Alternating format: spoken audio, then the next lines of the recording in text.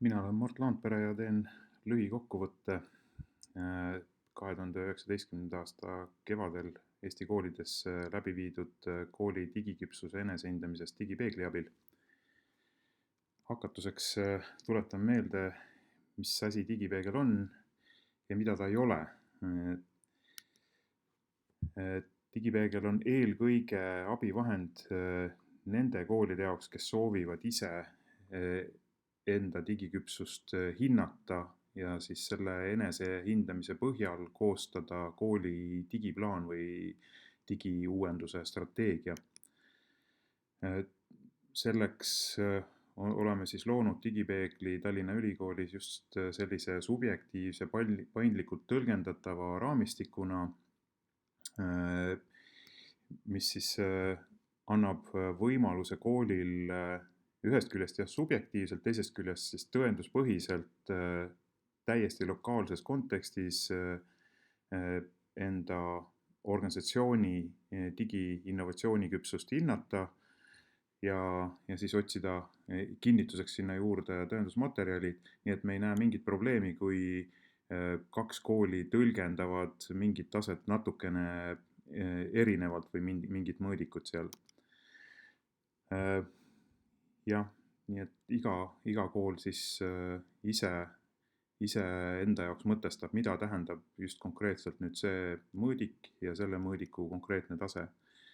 Ja digipeegel ei ole kivisse raiutud, ta on lähiaastatel ilmselt päris palju muutumas, eelkõige on muutumas mõõdikud, aga sellest tuleb pärast juttu lähemalt.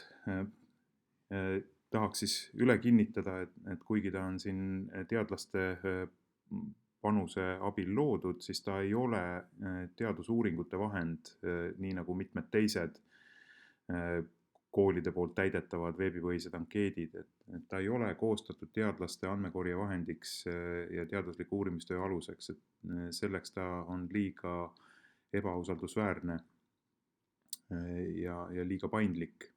Ta ei ole samamoodi vahend, mille abil riik kogub siis statistikat koolide hetkeseisu ja arenguvajaduste kohta, vähemasti praegusel kujul mitte. Ta ei ole kindlasti mitte objektiivne joonlaud, mille abil saaks või peaks koolid reastama pingeritta. Et seda me oleme sihilikult üritanud vältida ja seda ei ole seni keegi ka teinud. Digipeegli abil ei saa moodustada koolide pingerida. Ja samamoodi ta, nagu ma ütlesin, ei ole kivisse raiutud. Meid niivõrd ei huvita longitudinaalsed uuringud hästi pika ajaperioodi jooksul, et tõendada näiteks elukestva õppe strateegia kehtivusaja jooksul või järgmise haridusstrateegia kehtivusaja jooksul usaldusväärsel moel kõikide koolide digiküpsuse edenemist, et ta on ikkagi kooli enda jaoks loodud enesehindamise abivahend. Mis asi on siis digiküpsus ise, mida siis digipeegli abil mõõdetakse? Et seda me oleme siin mõtestanud siis kahel skaalal.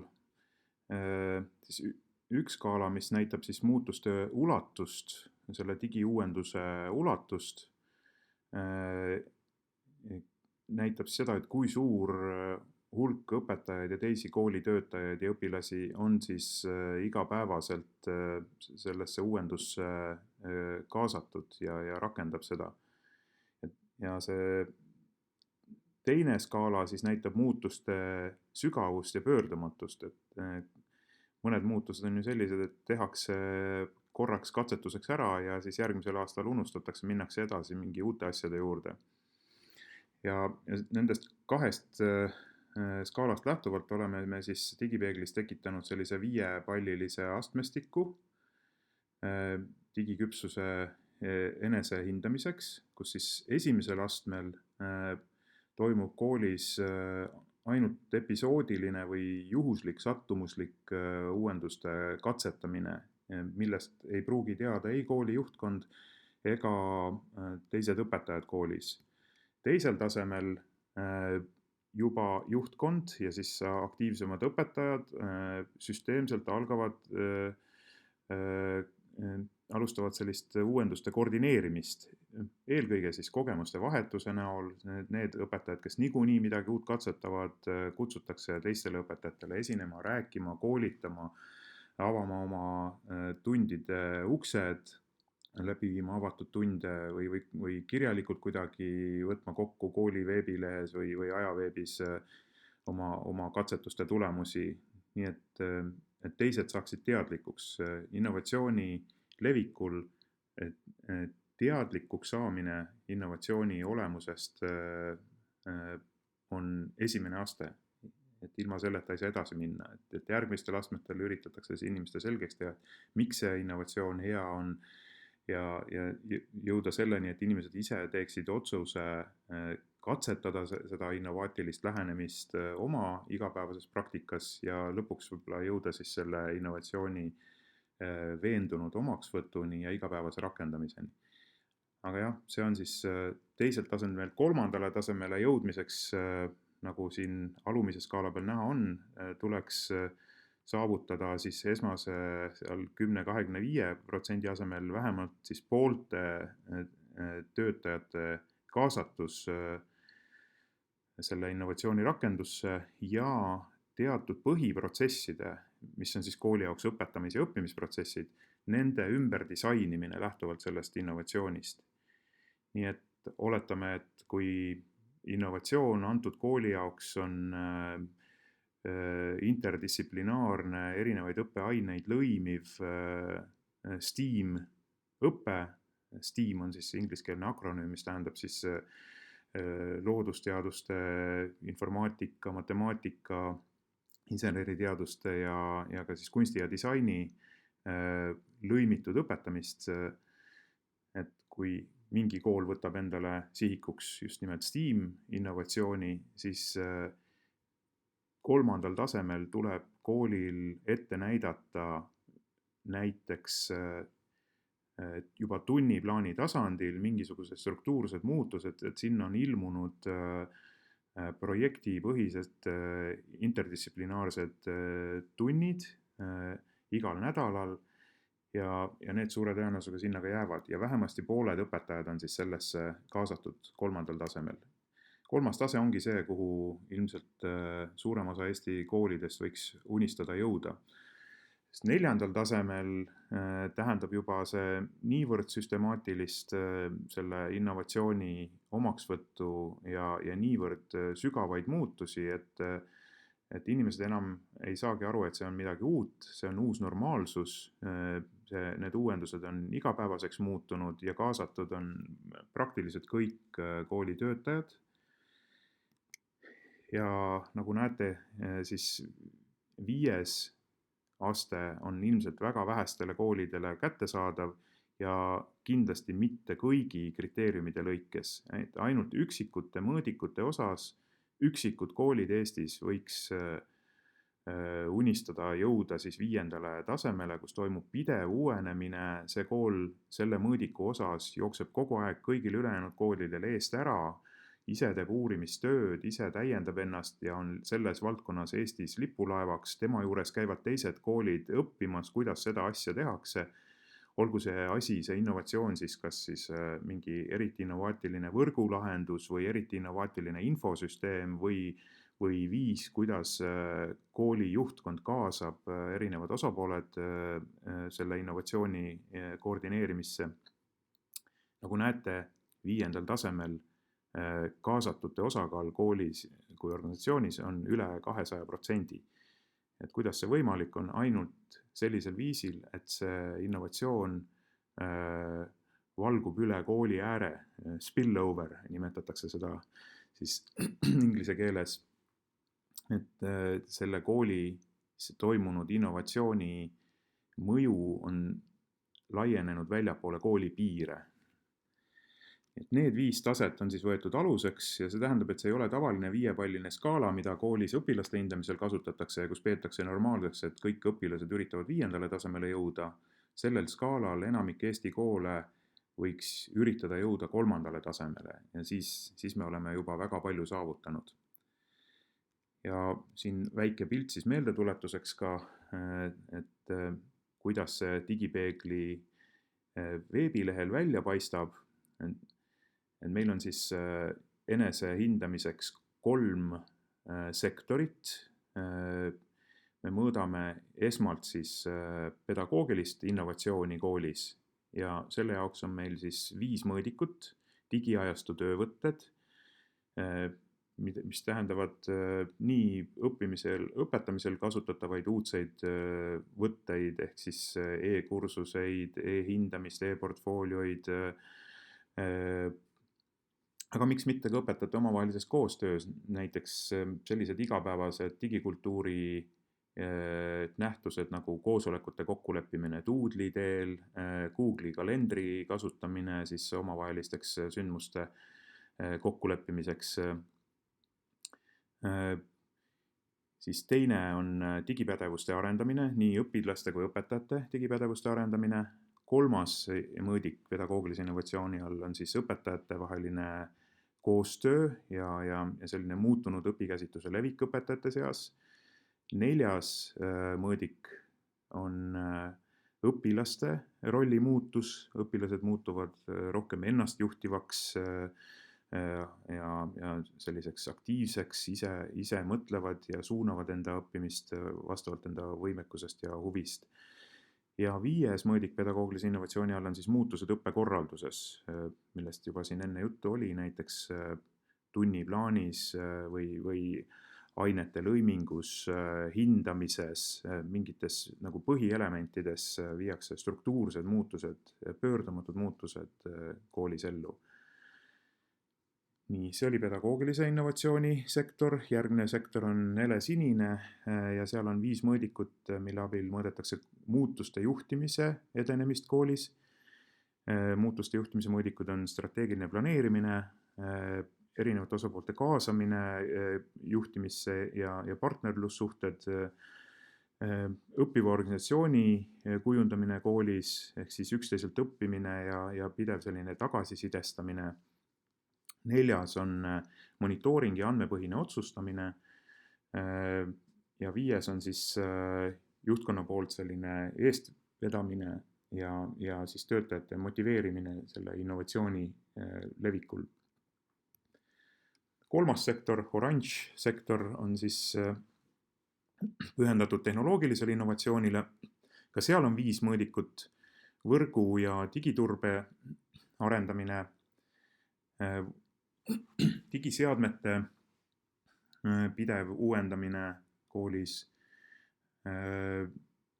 IT-juhtimine, süsteemne ja professionaalne, IT-kasutajatugi ja tarkvarateenuste ja siis infosüsteemide arendus 5. Nii et see on siis digipeegli ketas, millele koolid ennast paigutavad ja nagu näete, siis siin on väikene värvitooni vahe osades sektorites, osade mõõdikute puhul.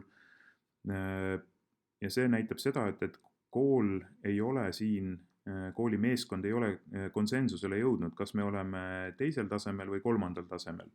Et osad arvavad ühte, osad arvavad teist ja seetõttu on see jäetud sellise väikese toonivahega sinna püsima, sest tõenäoliselt kool ongi siis nende 2 taseme vahepeal. Kuidas siis digipeeglit kasutatakse?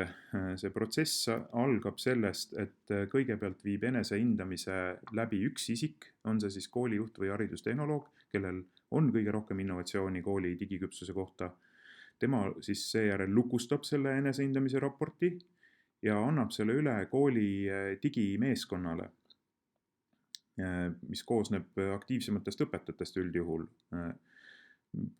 Koolid on siin kasutanud erinevaid taktikaid, osades on olnud 3, osades 5, osades 10 liiget selles meeskonnas, sest meeskonna liikmed peavad nüüd selle esialgse koolijuhi enesehindamise raporti hästi hoolikalt nüüd läbi käima ja vaatama, kas nad leiavad tõendusmaterjale selle konkreetse taseme saavutamise kohta nende koolis. Kui ei leia, siis meeskond võib alandada seda kooli enesehindamist ja siis tekibki see värvitooni vahe seal. Kolmanda vabatahtliku võimalusena pakkusime koolile ka kutsuda näiteks naaberkool endale külla ja lasta külastada enda tunde, intervjueerida enda õpetajaid ja õpilasi ja selle läbi veelkordselt siis valideerida või kinnitada üle see koolipoolne enesehindamine. Seda küll eriti paljud ei teinud, aga võimalusena ta on olemas ja osade koolide puhul selle partnerkooli asemel tuli hoopis hindajaks Tallinna Ülikooli teadlaste meeskond nüüd aprillis ja mais. Kui enesehindamine on lõpule viidud, raport suletud selleks aastaks, siis saab kool seda raportit kasutada andmepõhiseks otsustamiseks. Kõigepealt ta saab vaadata otsa enda raportile ja siis avada teiste koolide üksikud raportid ja vaadata, kuidas nemad seda on koostanud, milliseid tõendusmaterjale nemad on leidnud enda näiteks digiajastu töövõtete või õpilaste rollimuutuse tõendamiseks. Seejärel oli koolidel võimalus koostada oma digiplaan ehk siis seada eesmärgid, millisel tasemel me iga mõõdiku osas soovime olla 2 aasta pärast. Ja selle järel küsib digipeegel kohe, et kuidas te sinna jõuate, millised on need konkreetsed arendusmeetmed. Iga meetme kohta küsitakse meetme kirjeldust, vastutajat, ligikaudset eelarvet ja ka seda, et kust kohast see raha võiks tulla, et kas seal on ka näiteks oma rahastust ette näha. Kui digiplaan on valmis, siis liigub see automaatselt koolipidaja töölauale ja koolipidaja näeb nüüd kõiki enda koole, nende digiplaane, nende enesehindamise raporteid ja koostab siis selle alusel koolipidaja digiplaani. Tasub kindlasti vaadata digipeeglist Tallinna ja Tartu linna digiplaane, mis on väga professionaalselt tehtud ja toetuvad siis oma paljude koolide digiplaanide analüüsile. Nii et 2017. aastal viidi esimest korda läbi koolide enesehindamine digipeegli abil ja digiplaanide koostamine, et see oli eelduseks sellele, et kool saab siis HITSA või Haridusministeeriumi poolse rahastuse digivahendite hankeks. Ja need digiplaanid 2017. aastal tehti siis 8 aastaks. Nii et 2019. aasta kevadel saabus siis see aeg, kus need 2 aasta tagused plaanid tuli üle vaadata ja viia läbi uuesti enesehindamine, et saada teada, et kuidas on plaanid täitunud. Et tänavu koolidelt ei nõutud tingimata digiplaani koostamist, sest loodetavasti saavad koolid teha hoopis uutmoodi digiplaani nüüd järgmise digipeegli versiooniga, mis valmib järgmise aasta kevadeks. Et tänavuse enesehindamise peamiseks eesmärgiks oli ikkagi hinnata 2 aastat tagasi seatud eesmärkide saavutamist. Ja teiseks oli tänavuse enesehindamise eesmärgiks koguda sisendit digipeegli järgmise versiooni arenduseks. 2017. aastal tegi enesehindamise läbi ja koostas ka digiplaani kokku 423 kooli. Kokku on Eestis pisut üle 500 üldhariduskooli. Ja 2019. aastal tegi nendest siis 409 kooli uuesti läbi enesehindamise. Osa koole oli 2 aasta jooksul juba suletud või liidetud teiste koolidega, nii et väga üksikud koolid olid need, kes lihtsalt jätsid tegemata. Ja tegelikult lisandus 2019. aastal veel täiendavalt 68 kooli, kes 2 aastat tagasi ei teinud enesehindamist ja digiplaani. Peamiselt olid need siis riigigümnaasiumid, täiskasvanute gümnaasiumid, erakoolid ja lasteaiad, aga neid me siis nüüd järgnevas analüüsis arvesse ei võtnud, kuna me tahtsime võrrelda 2017. aastaga. Nii et võtsime arvesse ainult need 409 kooli, kes tegid enesehindamise nii 2017 kui 2019. Ja siin on siis keskmised ehk siis enese hindamise keskväärtused iga mõõdiku lõikes. Sinine joon, see kõige väiksem ring seal keskel, on see siis, kuidas koolid keskmiselt hindasid end nende mõõdikute lõikes 2017. Siis rohekas murdjoon näitab seda, kuhu koolid seadsid enda sihid 2017, et kus nad tahtsid olla tänaseks. Ja punane joon näitab siis seda, et kuhu nad enda hinnangul tegelikult jõudsid nende 2 aasta jooksul. Nagu siin näha on, suudeti eesmärk ületada ainult kaasava juhtimise mõõdiku osas ja saavutada praktiliselt ainult IT-juhtimise osas. Kõigi teiste mõõdikute puhul ei kas rohkem või vähem ette võetud sihist puudu. Aga need on keskmised 409 kooli peale, nii et tegelikult siin need kõikumised olid päris suured. Et kui nüüd konkreetsemalt vaadata, siis kõige suuremad edasiminekud olid digiseadmete osas, mis on ka loogiline, sest vahepeal 2 aastal toetati riigi poolt päris korralikult digiseadmete hankeid. Ja digipädevuste osas, sest et päris korralikult on pakutud koolitusi. Samuti on koolid õppinud vahepeal 2 aasta jooksul üksteiselt kooli sees rohkem õppima ja kogemusi vahetama ja andmepõhiselt otsustama, ehk siis koguma monitooringu abil andmeid enda arengu kohta ja neid andmeid analüüsima.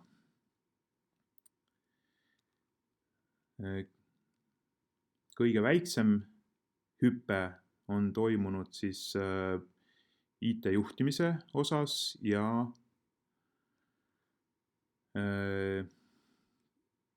õppekorralduse muutmise osas. Nii et erinevusi ikkagi on nii plaani kui tegelikkuse vahel, kui ka siis 2 aasta enesehindamise vahel. Ja nüüd, kui vaataks lähemalt, kuidas koolid siis jagunesid nende 5 astme vahel, kõigi 15 mõõdiku lõikes, siis siin diagrammil on nüüd näha, et kuidas 2017 enesehindamisel on valdav siis sinine ja siis rohekas sinine kategooria, ehk siis esimene tase, kus see innovatsioon on ainult episoodiline, juhuslik, sattumuslik või siis esimesed sammud tehtud selle innovatsiooni koordineerimisel. Ja väga vähe on nüüd nii rohelist 3. taset, kus on siis juba protsesside ümberdisainimine ja sellised süsteemsed pöördumatud muutused ja väga napilt siis 4. taset, 5. peaaegu üldse mitte. Ja kui nüüd võrrelda seda siis digiplaanides seatud eesmärkidega 2017, siis siin on näha väga tõsine nihe. Kõige rohkem koole on ennast paigutanud just nimelt sinna 3. tasemele, nii nagu ette nähtud oligi. See tähendab, et koolid said väga hästi aru sellest digipeegli skaalast ja tõlgendasid seda ilmselt siis endale sobivalt ja jõukohaselt. Aga näha on ka, et on ambitsiooni olnud päris hüppeliselt on kasvanud ka see kollane sektor, ehk siis see, et kus innovatsioon on võetud eesmärgiks juurutada terve kooli tasandil, et peaaegu kõik õpetajad seda kasutavad. Siin on kõige rohkem plaanitud siis saavutada digipädevuste arendamisel. Ja nüüd siia kõrvale panna siis tegelik olukord 2019, siis nagu näha on, korraks lükkan tagasi selle eelmise pildi, et siin on ju näha, et digiplaanides väga vähesed koolid arvasid, et nad jäävad esimesele tasemele. Et kui me läheme tegeliku enesehindamiseni 2019, siis siin on näha, et see sinine sektor on ikkagi tegelikult oluliselt suurem kui alguses plaaniti. Ja kõige suuremad puudujäägid on siis IT-juhtimise osas, nii nagu seal keskmiste diagrammilgi näha oli. Ja samuti ei ole toimunud piisavalt muutusi õpetaja ja õpilase rolli muutusel, ehk siis muutunud õpikäsitluse levikul digitehnoloogia toel. Samas on jõuliselt kasvanud see teine sektor, siis esialgne niisugune koordineerimine ja osade mõõdikute lõikes ka siis kolmas tase on täiesti tõsiselt suure hüppe läbi teinud, eelkõige siis digipädevuste, kaasava juhtimise ja digiturbe osas. No, siin on sellele samale andmestikule vaade nüüd kvartiilide kaupa, et see on 2017 on näha, et esimesse kvartiili esimene kvartiil on päris paljude mõõdikute osas esimesel tasemel ja siis ülejäänute puhul teisel tasemel ja digiplaani osas on näha, et on toimunud siis hüppe üks aste üles peaaegu kõikide mõõdikute osas, mõne mõõdiku osas isegi veel rohkem ja tegelikkuses 2019 on üllataval kombel saabunud selline peaaegu normaaljaotuse lähedane olukord, kus siis enamik koole on jõudnud siis teisele tasemele. Samasuguse enesehindamise viisid 2017 ja 2019 läbi ka Eesti kutseõppeasutused, suurem osa neist 28 33-st. Ja siin on mõõdikud natukene teistsugused, kohandatud siis kutsekoolide jaoks ja ka pilt on natuke teistsugune. Nii et kui siin vaadata seda punast joont, et kuhu koolid tegelikult on siis välja jõudnud, need kutseõppeasutused, siis kutseõppeasutused näivad olevat oluliselt rohkem rahul selle progressiga, mida nad on 2 aasta jooksul läbi teinud.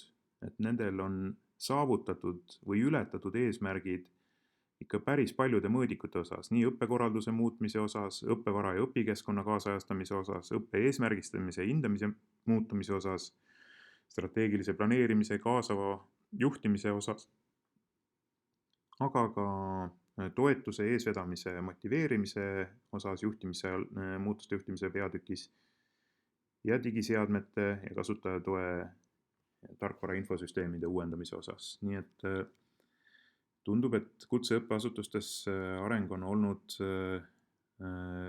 kiirem, aga nagu näete, nende lähtepositsioon oli ka juba suurem kui üldhariduskoolidel.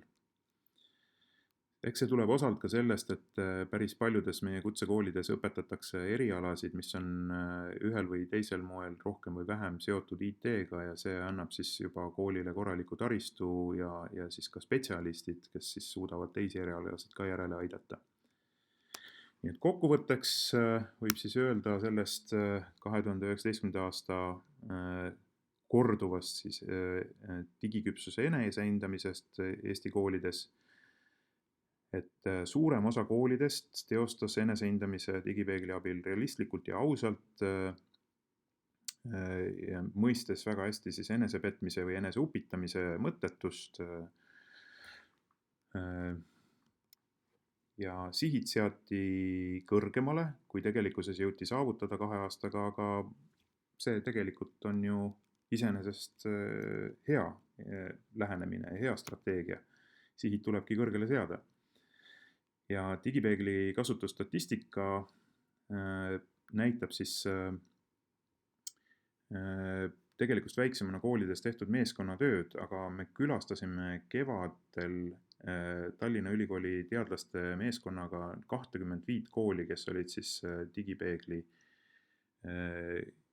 täitjate seast välja valitud klasteranalüüsi abil, sellised erineva lähenemisega koolid.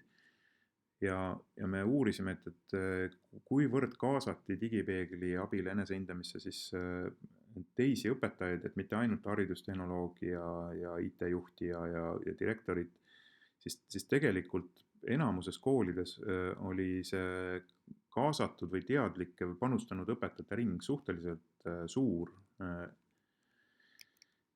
Ja see oligi digipeegli mõte. Digipeegel on vahend, mis paneb koolid omavahel arutama ja analüüsima ja otsima tõendusmaterjale oma hinnangute kohta üheskoos ja läbi sellise arutamise siis sünnibki parem mõistmine sellest, kus me oleme ja kus me olla tahaks. Nii et need arutelud on see põhiväärtus, hulga olulisem kui see digipeegli ketas, mis sealt infosüsteemist välja paistab. Ja edaspidi siis on nüüd digipeegli arendustiimi ja HITSA arvates mõistlik kohaldada digipeeglit niimoodi, et see vastaks paremini koolide sisehindamise raamistikule ja arengukavade struktuurile, nii et seal oleks kaasatud ka teised koolis arendamist vajavad elemendid ja neid puudutavad mõõdikud, nii et digiuuendus oleks lõimitud laiemalt kooli kui terviku arendusse, et selle läbi muutuks digipeegel koolidele veelgi kasulikumaks vahendiks. Ja edasi on plaanis siis HITSA ja Tallinna Ülikooli koostöös arendada digipeegli uus versioon, kuhu siis üritame tuua andmeanalüüsi töölauale võimalikult palju olemasolevaid andmeid teistest infosüsteemidest ja muuta digipeegli kasutajakogemust veelgi paremaks, mugavamaks ja seeläbi siis kogu seda digipeegli abil enesehindamise protsessi koolile kasulikumaks